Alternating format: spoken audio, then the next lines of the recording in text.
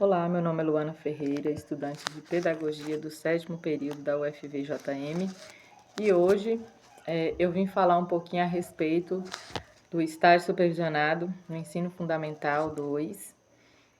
O estágio foi realizado na Escola Municipal Joana Ferreira de Barros, na cidade de Patis. O meu polo é São João da Ponte e eu realizei o estágio aqui na cidade onde eu moro.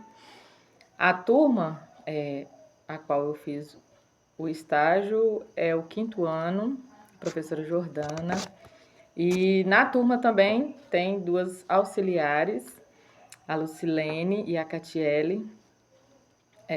Os alunos são bem agitados.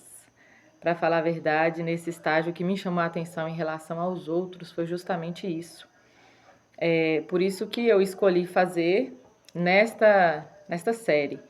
Já havia passado por estágios anteriores, tanto na pré-escola, já fiz no 2º aninho, e eu queria fazer no 5º ano para entender essa transição. Quais são os processos que a criança passa para poder entrar no Fundamental 2, do 6º ao 9º, e assim me chamou muito a atenção a questão do controle das crianças, do barulho, das conversas paralelas. Eles já têm muitas opiniões, é muito mais difícil controlar e contornar situações na turma.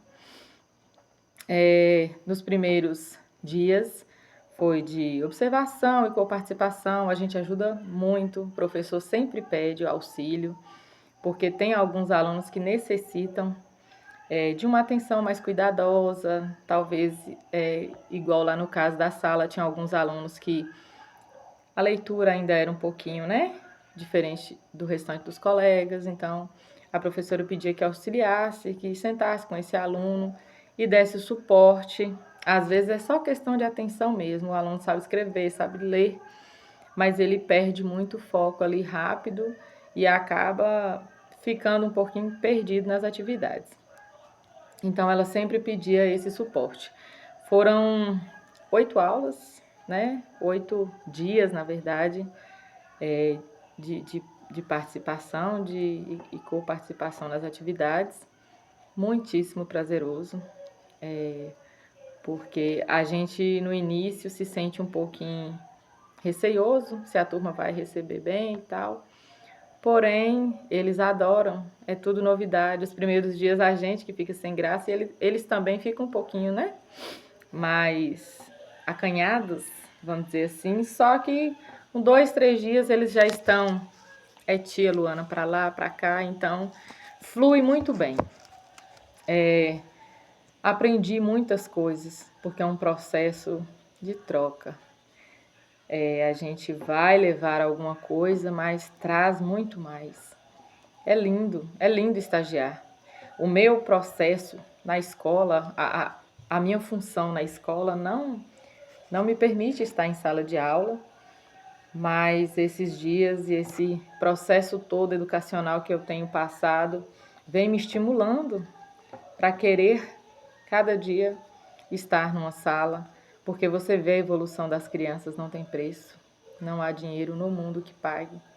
São situações que você consegue auxiliar. Talvez o aluno não consegue compreender de uma maneira, você busca outra forma de dizer. E o professor ele se desdobra para poder atender a todos e não deixar que nenhum aluno fique para trás. É muito bonito ver isso. Eu percebi que essa ligação entre teoria e prática, elas caminham juntas. Tudo começa a fazer sentido. As teorias existentes, os filósofos, aí você entende o que Paulo Freire quer dizer, aí você entende o que a Emília Ferreira quer, o que Magda Soares diz, alfabetização e letramento, tudo faz tanto sentido que a gente começa a pegar gosto, a sentir vontade e querer mais, e poder conciliar essa teoria, que até então é a noção que a gente tem. Muitas pessoas já estão, muitos colegas já estão, na sala de aula, tem uma noção ampla, mas para mim, que está chegando agora, é muito relevante compreender essa teoria para eu saber como essa prática vai funcionar, porque ela é meu suporte, ela é minha base. Coisas que o professor fazia numa sala e eu achava assim, isso é aleatório, é só para chamar a atenção da criança, não é. Uma simples estrelinha no caderno, no visto, ele tem um sentido, coisa que eu não sabia. Ah, o aluno foi bem hoje? Ó, aluno, vou te dar uma estrelinha. A estrelinha não é à toa, ela tem uma função. Tudo que o professor faz na sala de aula, por trás ali, tem uma função. Por isso, esse é um dos grandes motivos pelo qual, né, o professor tem que sim que ser capacitado da melhor maneira possível. E ele tem que se doar. Porque não é fácil chegar em uma turma, em uma sala de aula e ficar perdido, ficar sem saber como direcionar. Durante esses dias de estágio, de coparticipação em si, a professora buscava de diversas maneiras prender a atenção dos alunos, porque era bola de papel para um lado, bola de papel para o outro. E ela não gritava, ela mantinha uma postura fixa, firme, dizia que eles estavam sendo avaliados por ela e por mim automaticamente. E assim, eles ficavam atentos e tinham algumas dificuldades que os alunos não conseguiam solucionar ali no momento das aulas. O professor também não conseguia muitas vezes, né, orientar por causa de uma defasagem que já vinha sendo, né, carregada por esse aluno, uma dificuldade anterior, porque são sequelas que vão ficando ao longo desse período educacional. E aí tem o professor de reforço, o professor pega o aluno, às vezes leva para outra turma e dá atividades, né, que ele tenha essa dificuldade para poder trazê-lo à consciência daquele ensino, daquele método e facilitar o processo do aluno, porque às vezes não é que ele não consegue aprender, é simplesmente porque ele não encontrou ainda uma maneira de compreender aquilo. E o professor de apoio, tanto na sala de aula, apoio não porque tem alguma deficiência ou porque tem algum tipo de laudo, mas apoio porque agora em todas as turmas de 1º ao 5º ano tem esse suporte independente.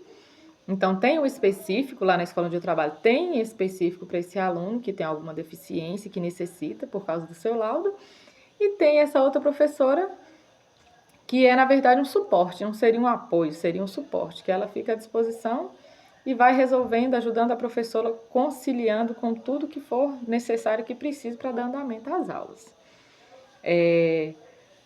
O aluno desenvolve sim, quando tem outro suporte, além do professor ali na frente, facilita muito o processo. E a gente percebe que eles gostam, eles chamam, eles querem atenção, eles tiram as dúvidas, é excelente. Quando o município, quando a educação municipal, ela consegue promover, né, esse suporte, é excelente. Depois da observação e coparticipação, teve um momento de regência, que aí começou doendo na minha alma, porque, sinceramente, foi difícil, muito difícil para mim.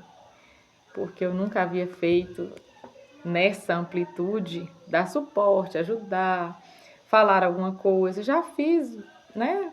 Mas estar à frente e orientar, olha, são 6 aulas por conta sua. É um peso muito grande. Nós, estudantes, não podemos brincar, porque ser professor não é brincadeira. A gente tem realmente que levar a sério. E assim, foi lindo, mas o início foi difícil.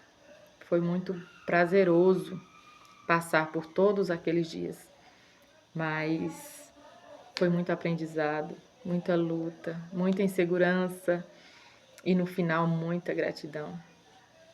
E a maneira como os nossos professores nos auxiliam em relação a isso e nos dão suporte faz toda a diferença.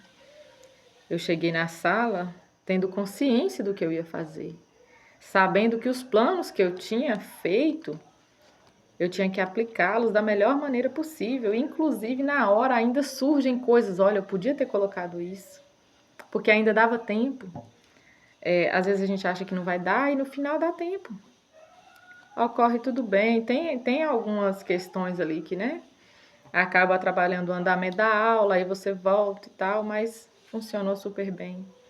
Foi excelente, eu sou muito grata por esse momento de regência, esse momento de troca com os alunos, com os professores e com todos os profissionais da escola.